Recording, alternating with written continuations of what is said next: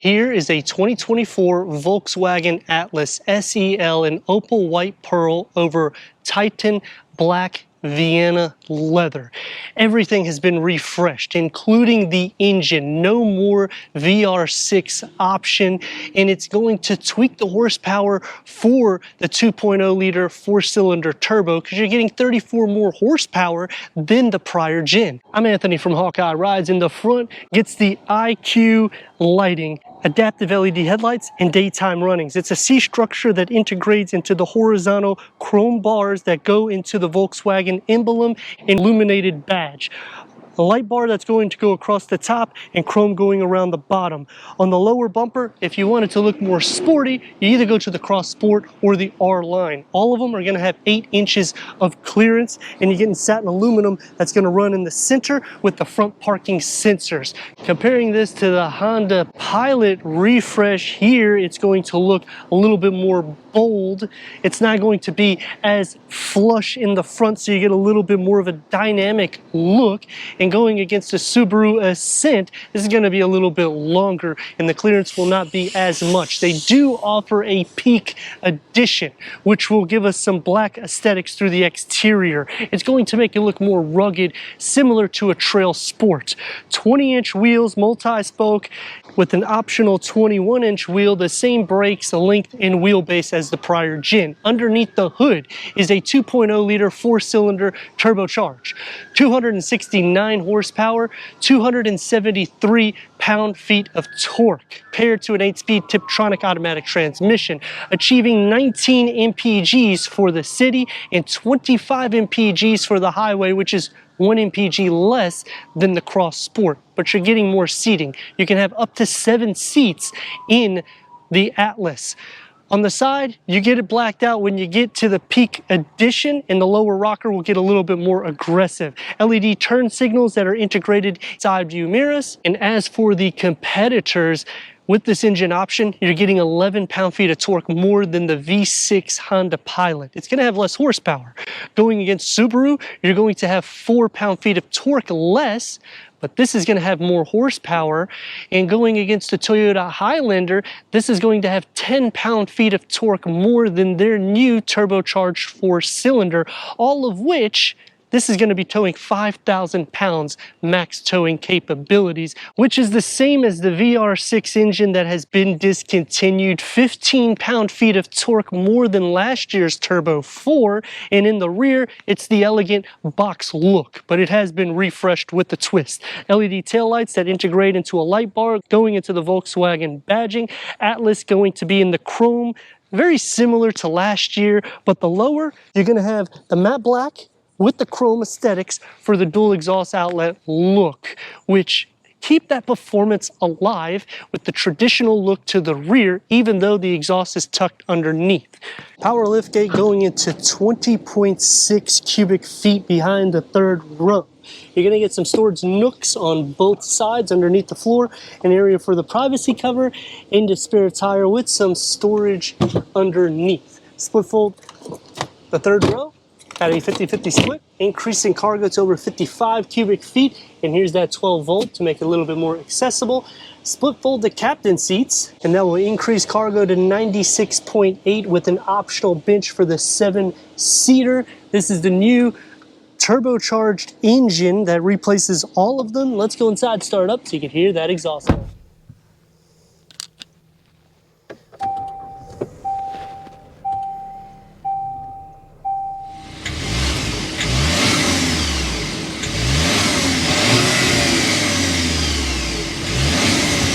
Titan black Vienna leather, 10-way power seat adjustment with memory for the driver, 8-way power seat adjustment for the passenger. Both of the front is heated and ventilated. Headroom, you're going to have plenty of it. The same thing with legroom, because the Atlas is wide, it's also long, and they put that into the foot wells. If you get the Peak Edition, you'll get stainless steel pedals, and also on the R line. The dashboard gets the wood, the gloss black, and the leatherette with the contrast stitching. 2-tier air vents on both sides with a more sleek air vents in the center, quick buttons, and also the upgraded 12-inch infotainment This is the quick wedges. Click into your navigation. This has Apple CarPlay, Android Auto, Sirius XM, AM, FM, streaming Bluetooth audio. 6 speakers come standard. Put it into reverse. You get a reverse camera with front and rear sensors, full trajectory. Click onto modes right here, and you can change all the different driving modes for the vehicle. You can also do custom, which when you click here, you can make it as sport or as comfortable as you would like. Just simply hit the X. If you need to do your climate control, you can hit the Climatron right here for the tri-climate control settings, the heated ventilated seats. You can also click it right here also. 30 ambient lighting that will be throughout the interior of the cabin. The Peak Edition will get it right here also, so it looks a little bit more sporty. What I like about this is the gauge cluster. You can now get the navigation on both screens. That was not available until now.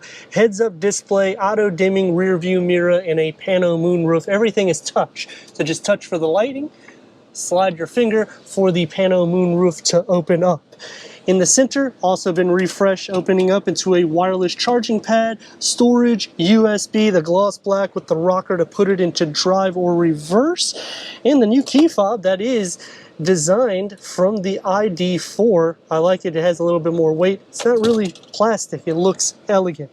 Another storage tier. It's going to be soft to touch. Opens up. It's a little bit smaller with the USB, but they compensate it by giving us a pass-through now that emphasizes more storage space. And you get a USB right here. So if you want to put a radar detector or a dash cam, you don't have to have wires everywhere. The dashboard and the door panel configure with the wood trim. It's going to be soft to touch more or less with the leatherette that's going to be perforated one touch up and down for all the windows in a longer and deeper, wider storage pocket than the prior gen. 3-spoke leatherette steering wheel. It's heated multi-function with the paddle shifts. And then going back to the gauge cluster, you can go through an array of information. You can also zoom in and zoom out for the navigation, and all tiers you can change and reconfigure. So I do like this a lot more so than most of the competition because it's basically an Audi for a fraction of the price. For the second row, headroom is going to have a lot compared to the Cross Sport. Same thing with the leg space, even though this is a third row vehicle, storage behind both of the front seats, third climate control, heated rear seats, USB ports, push here, and you got your home plug with air vents in the center. Because these are captain seats, you can recline these back and you can adjust this to make it a lot more comfortable and desirable. You can also adjust these forward, which gives optimal space to third row occupants. And on the door panel, you get the manual sunshades, the wood interior look. Pretty much everything that's in the front is coming into the back. It's going to be soft to touch. You could use this for storage for a cell phone. Same thing with these two storage tiers and a cup holder in the front. To go into the third row lift here, slide it forward. And it's a pretty wide entrance to get inside. For the third row, headroom and legroom. This is with the seat adjusted forward. Because there's only room for 2 people to fit back here, you can adjust your feet a lot more so than most of the competition. Storage pocket, 2 USBs, cup holders, and air vents, but only USB on this side, nothing on the passenger side. And with the seat reclined back, you can see what I mean by I wouldn't really be able to fit. Nothing like a test drive and coming out alive. This was T-boned. We have what the vehicle should look like next to it. And you can see all the airbags deployed. God bless, nobody was hurt. And you can see the aftermath of the interior. 7 horsepower less, 7 pound-feet of torque more, 269 horsepower with 273 pound-feet of torque, turbo 4-cylinder 2.0. What I like is you kind of get a baseline. When you get 7 over and 7 less, or vice versa, it's not necessarily going to hurt you in performance, in which we're still getting the same towing capacity and it's the same length and width as the prior gen. They just made it better. So I like that they've integrated these components to make it more luxurious, and the price is actually going to be less than a lot of the competitors, because if you were going to put spec to spec comparing to the new Honda Pilot, you may spend about $5,000–$10,000 more than this, and you got an increase of 5 horsepower in that. Now granted, you're getting some Acura specs, and some things are actually better than the Acura line for the new Honda, but here, I mean, it's basically like a baby Audi that has finally been born in the Volkswagen line. Now that's going to take me to some pros and cons, starting with the pros. I like the new dashboard layout. The air vents are actually smaller, but because it's a 2-tier, you actually have more air going through the cabin for the front. Plus you have more storage because we have a pass-through. So even though it's a little bit smaller here in the center, everything's just more opened up and more accessible for a daily use. Green light, here we go.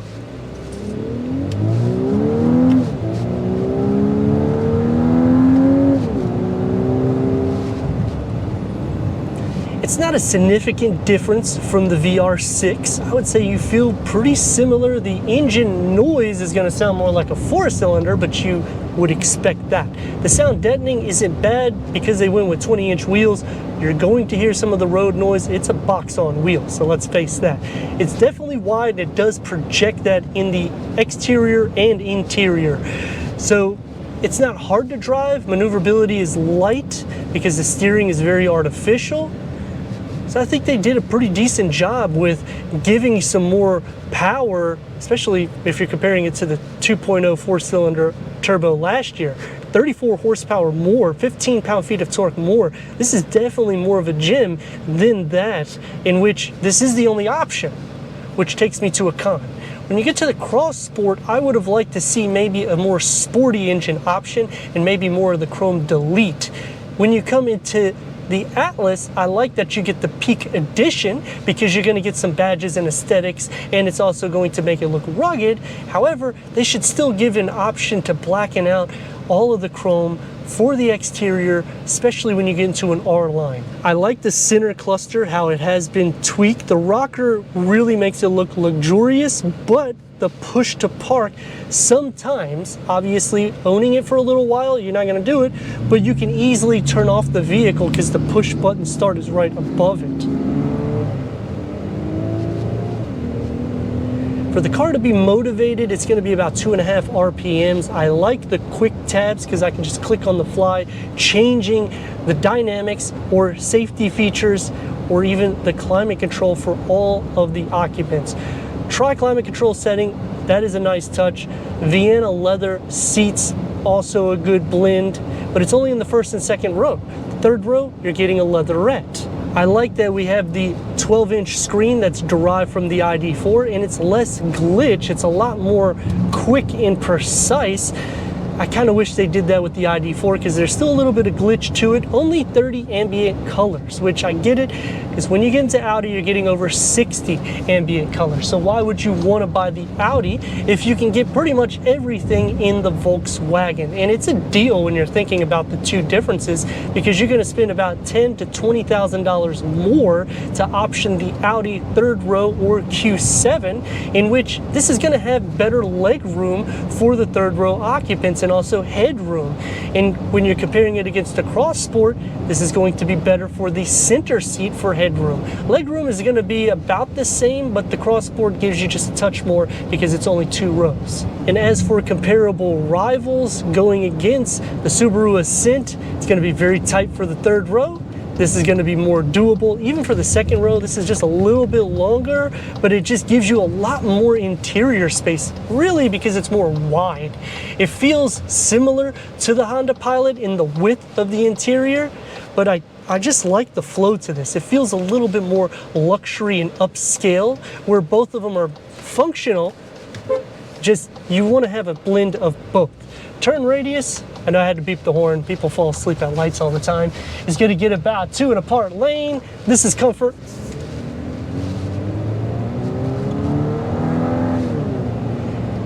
And if you're not using the paddle shifts for the Tiptronic, it's going to basically change your RPM probably about 2 more so than you would be able to if you're doing paddle shift. So you can get a little bit quicker speed in sport mode and putting it where you change the gears yourself. And comparing it to the Highlander, that's going to feel a lot more boxy, and there's just a lot more harder materials. Here it's more soft, it's just more wide and open. And I think overall they did a lot better job than most of the competition, considering you're getting a bit of a sporty feel, but it's more luxurious. But let me know your thoughts in the comments. And if you're new to the channel, consider subscribing. Check out the next video, merchandise, website, and Instagram. Leave a comment and a like. And I'd like to thank Volkswagen of Newport Richey for giving us this 2024 Volkswagen Atlas SEL for our car review.